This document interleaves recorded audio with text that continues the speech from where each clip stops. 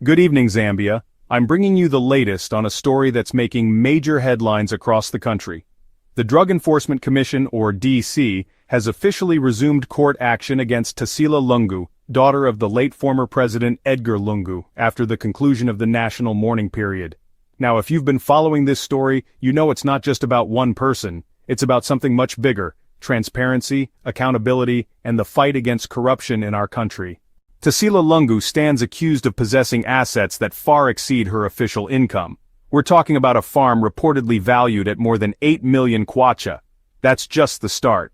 The DC, together with the Director of Public Prosecutions, has submitted evidence suggesting a huge gap. Her declared earnings as a municipal councillor from 2016 to 2021 were less than K185,000, but her known assets are now well above K20 million.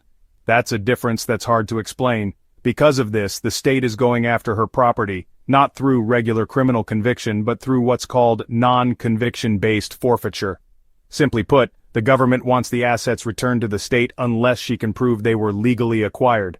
Of course, Tasila's legal team isn't backing down. They've challenged the authority of the Director of Public Prosecutions and questioned the process, saying state advocates shouldn't have been involved and that some high court rules weren't properly followed.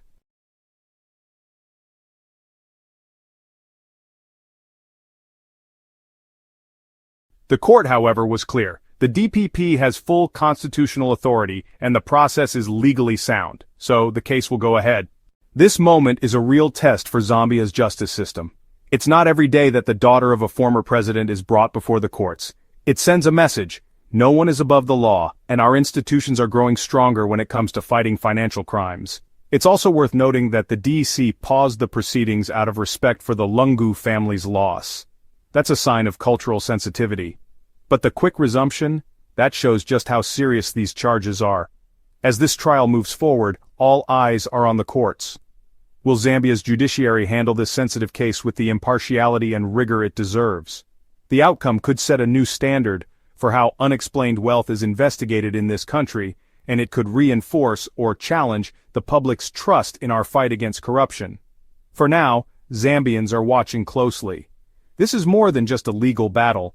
It's a turning point in our collective commitment to transparency and justice. I'll be keeping you updated as this story develops. For now, stay tuned and stay informed.